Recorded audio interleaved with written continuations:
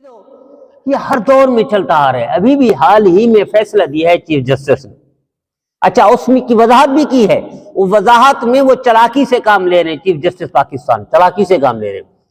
وہ جو فیصلے میں لکھا ہے نا، اس نے 2 آیتیں کوڈ کی ہے چیف جسٹس پاکستان میں موجودہ ہے، وہ ان کی تائید کرتی ہیں قادیانی کی. اس نے لکھا ہے اس فیصلے میں چیف جسٹس پاکستان کہ بھائی جبر نہ کرو، یعنی قادیانی پر زور نہ ڈالو، ان پر پریشر نہ ڈالو. انا نحن نزلنا الذکر وانا لہ لحافظون، وہ ان کی ایک تفسیر ہے قادیانی کی، اس پر یہ فیصلہ ہوا چیف جسٹس پاکستان کے. تو اندازہ کیجیے اس کی. نحمدہ ونصلی علی رسولہ الکریم، اما بعد، اعوذ باللہ من الشیطان الرجیم، بسم اللہ الرحمن الرحیم.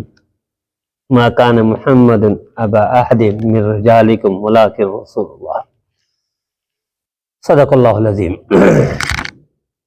اللہم صلی علی سیدنا محمد وعلی آل سیدنا محمد وبارک وسلم.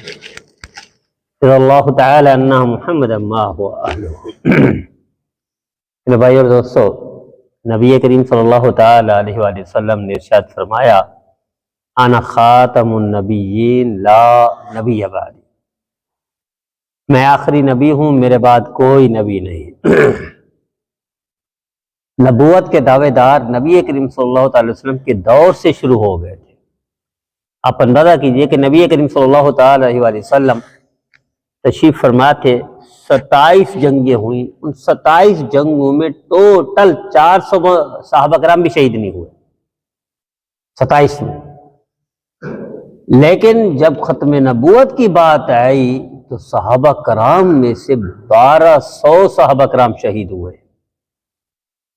یہ سب سے پہلا مارکا تھا ختم نبوت پر، کہ ختم نبوت پر حملہ کیا، نبوت کا دعویٰ کیا تو صحابہ کرام نے جان کی قربانیاں لگا دی. اتنا 27 جنگوں میں 22 سال میں اتنا نقصان نہیں ہوا جانی جتنا ختم نبوت کے مسئلے پر نقصان ہوا صحابہ کرام میں. اور اسی جنگ میں سے ایک پہلو یہ بھی نکلا کہ یہ تو صحابہ کرام جو حفاظ ہیں، حافظ قرآن ہے، وہ شہید ہو گئے. اللہ نہ کرے کل کو قرآن ختم ہو جائے. یہ ذریعہ بھی بنا کہ قرآن کو جمع کیا جائے. جب بھی کوئی مصیبت یا تکلیف آتی ہے اس کے بدلے میں اللہ کوئی نہ کوئی نعمت بھی دیتے ہیں، اس کے بدلے میں کوئی نہ کوئی آسانی دیتے ہیں. اس لیے اللہ نے فرمایا ان مع العسر یسرا، کہ عسر کے بعد یسر ہے، یعنی تنگی کے بعد آسانی ہے، راحت ہے. اور مشکل کے بعد آسانی ہے، مشکل کے بعد خوشی ہے، مشکل کے بعد کامیابی ہے. تو یہ بھی ہے. یہ جنگ صحابہ کرام رضوان اللہ تعالی علیہم اجمعین کی شہادت کے بعد قرآن کے جمع کرنے کے بھی ذریعہ بن گیا، اور اس کا بھی خاتمہ کر دیا نبوت کے دعوے دار کا.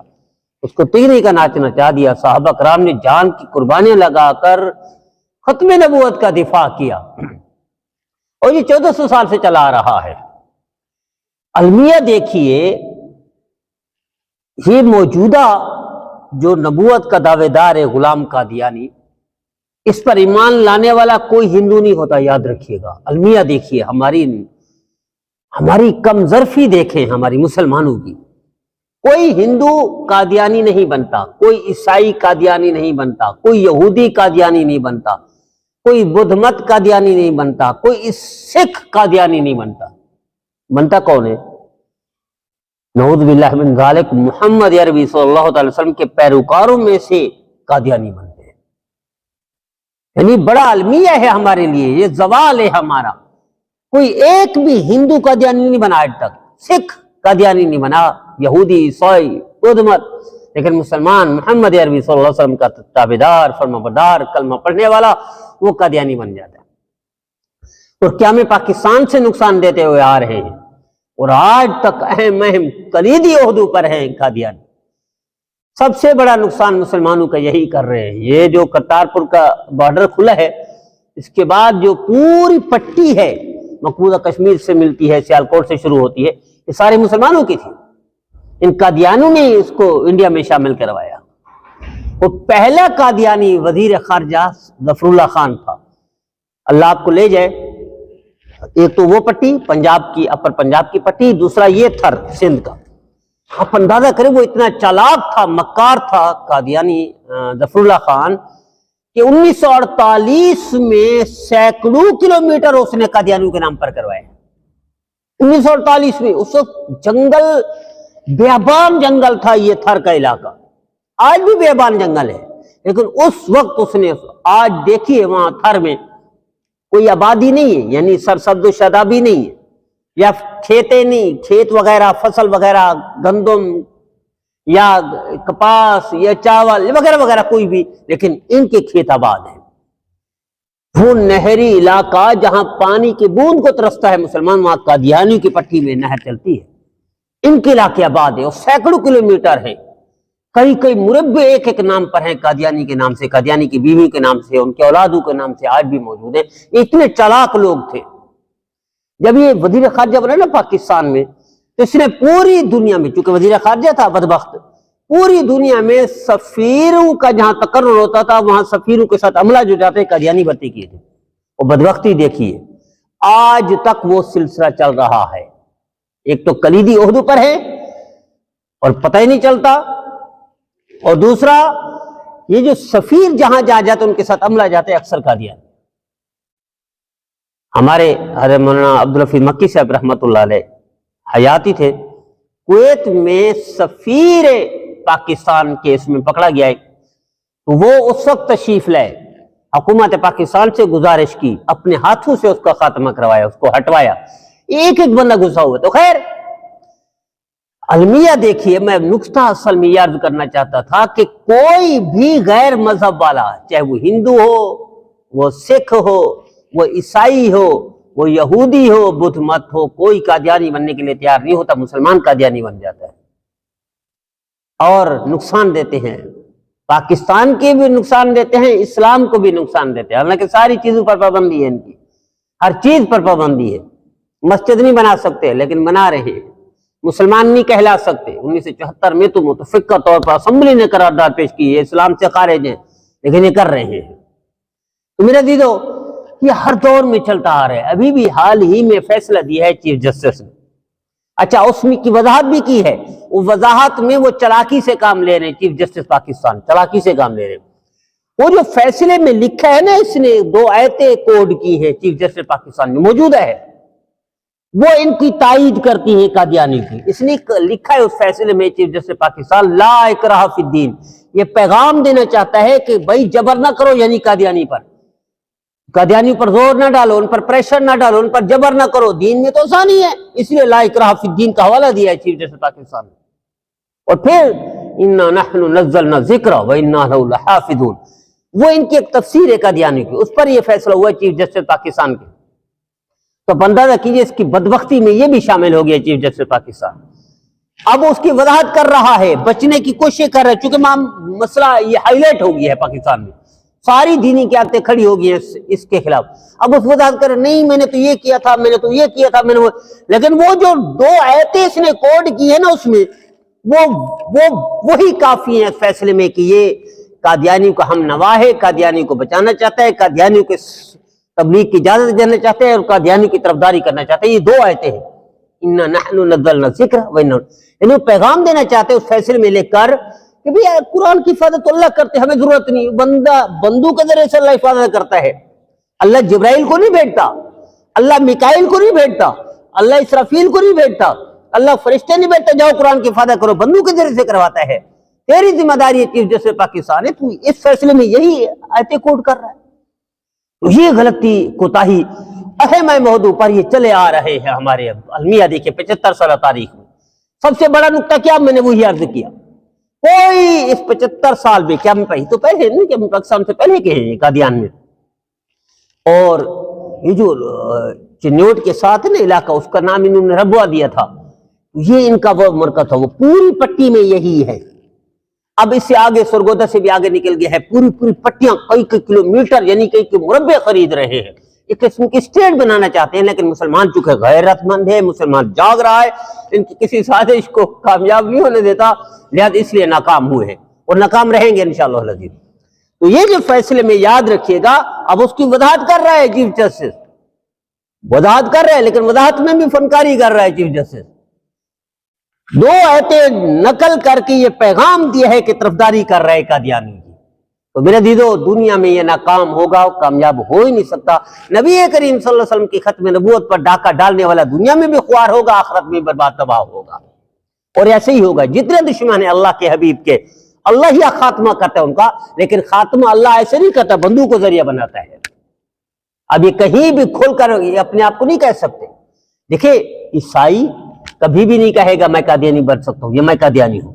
عیسائی بھی مانتے ہیں حضرت موسیٰ علیہ السلام کو، اور یہودی بھی مانتے ہیں حضرت عیسیٰ علیہ السلام کو، تو یہودی عیسائی نہیں بنتا، عیسائی یہودی نہیں بنتا۔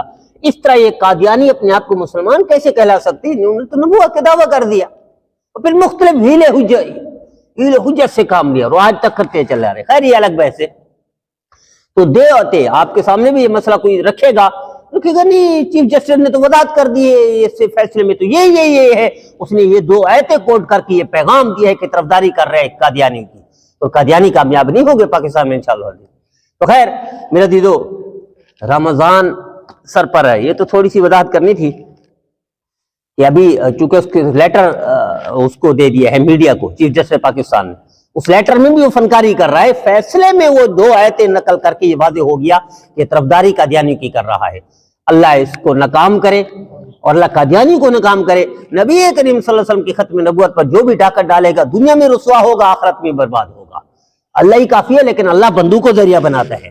بندوں میں تھوڑی سی وہ پہچان ہونی چاہیے کہ اللہ کے حبیب کے بعد کوئی نبی نہیں، انا خاتم النبیین لا نبی بعدی۔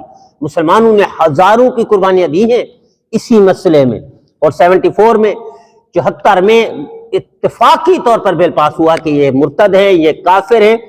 یاد رکھیے گا مرتد کی سزا بھی الگ ہے، مرتد زیادہ بدبخت ہوتا ہے کافر سے، مرتد زیادہ ذلیل ہوتا ہے کافر سے، وہ یہ غلط۔ تو خیر میں عرض یہ کرنا چاہ رہا تھا، شہر رمضان الذی انزل فیہ القرآن، یہ سر پر ہے ابھی رمضان، اس کی تیاری ابھی سے کر لیجئے۔ نبی کریم صلی اللہ علیہ وسلم 2 مہینے تیاری کرتے تھے اس رمضان کی، اور آپ ارشاد فرماتے تھے اللہ مجھے رمضان تک پہنچا دے، دعا کرتے تھے 2 مہینے پہلے، دعا کرتے تھے اور رمضان کی تیاری کرتے تھے۔ سیدہ صدیقہ فرماتی ہیں لنگوٹ کس لیتے تھے، یہ عربی کا محاورہ لنگوٹ کس لینا، لیکن یہ پوری طرح تیار ہو جانا رمضان کے لیے۔ رمضان کس کا مہینہ ہے؟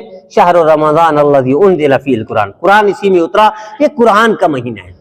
طے کر لیجئے کہ ہم کم از کم اس میں 3 ختم قرآن کریں گے اسی 1 مہینے میں، کوئی مشکل نہیں ہے، ابھی سے طے کر لیجئے۔ حضرت شیخ الحدیث زکریا رحمۃ اللہ نے واقعہ لکھا ہے کہ میرے بچپن کا دوست تھا، رمضان میں آ گیا، آ کر میں قرآن کی تلاوت کرتا، حضرت شیخ الحدیث زکریا رحمۃ اللہ 30 قرآن پاک ختم کرتے تھے رمضان میں، 30 قرآن پاک ختم کرتے تھے رمضان میں۔ ایک پارا جو رات کو تراویح میں سناتے حضرت شیخ الحدیث زکریا رحمۃ اللہ، اس کو 29 بار دن کو دہراتے تھے، 29 بار۔ یہ 29 قرآن ہو گئے پورے اس میں رمضان میں، اور ایک تراویح میں پڑھتے تھے تو 30 قرآن کو ختم کرتے تھے۔ ہمارے لیے 3 کیا مشکل ہے؟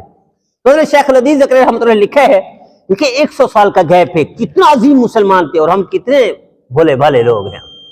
فرماتے بچپن کا دوست آ گیا میرے پاس، آیا دوست میرے ساتھ بیٹھ گیا، میں قرآن کی تلاوت کر رہا ہوں، قرآن ختم کیا، پارا ختم کیا، پھر شروع کر دیا، پھر ختم کیا، پھر شروع کر دیا، کرتے کرتے ظہر کی نماز ہوئی۔ اپنی یہ سمجھا دوست کی شاید ظہر کی نماز پڑھنے کے بعد میرے ساتھ رائٹ سلائک کریں گے، حال احوال وغیرہ وغیرہ ادھر ادھر، میں نے پھر تلاوت شروع کر دی، نماز سے فارغ ہونے، پھر عصر ہو گئی تو دوست یہ سمجھا کہ شاید عصر کے بعد ابھی گپ شپ کریں گے میرے ساتھ، حال احوال بچپن کا یار ہوں، بچپن کو، یہاں تک کہ مغرب کا ٹائم ہو گیا، اور مغرب کے افطار کا ٹائم ہو گیا، افطار کے بعد پھر انہوں شروع کر دی تراویح۔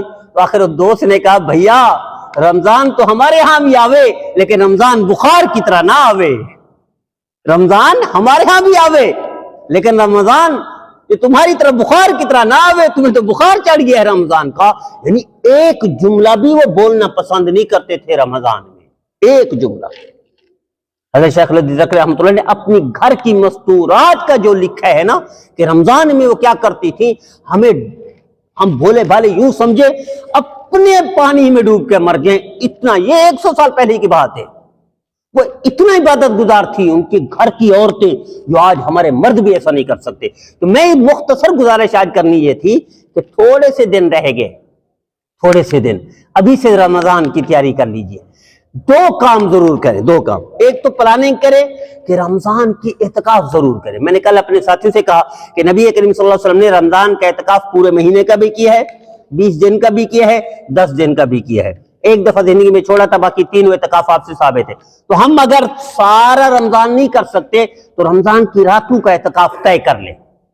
भैया आपने घर में भी सोना है ना, यहां आकर थोड़ी सी इबादत करके मस्जिद में सो जाए, फिर सुबह उठकर सहरी वहरी करके फिर अपनी ड्यूटी पे चले जाए, दफ्तर चले जाए, दुकान पे चले जाए, कारोबार पे चले जाए, कंपनी में चले, जहां जाना है। तो रात का एतकाफ तो लाजमी कर ले अपने। रात के एतकाफ जरूरी नहीं सारी रात आप जागे। रात के एतकाफ का मतलब यह है कि तरावी के बाद अब थोड़ी सी इबादत करके फिर सो जाए, फिर फजर से पहले सहरी तो करनी है, उसमें तो उठना है, फिर थोड़ी इबादत कर ले। रमजान का सबसे कीमती लम्हात कौन से हैं? असर से मगरिब और सुबह सहरी का वक्त। क्योंकि ये जो अल्लाह ने फरमाया ना लैलतुल कद्र का बेहतरीन वक्त कौन सा है? सुबह सहरी का टाइम है। सहरी के आधा घंटा आप इस्तेमाल करें, कोई एक भी ऐसा नहीं होगा जो लैलतुल कद्र जिसको ना मिली हो। सहरी का आधा घंटा, इसलिए अल्लाह ने क्या फरमाया? हत्ता मतलाइल फज्र, के ये जो लैलतुल कद्र है ये कब शुरू होती है ये नहीं फरमाया अल्लाह ने, कब तक रहती है ये अल्लाह ने फरमा दिया। यानी मतलाइल फज्र, तुलुए फज्र तक, जब सुबह की अजान होती है उससे पहले लैलतुल कद्र का टाइम होता है।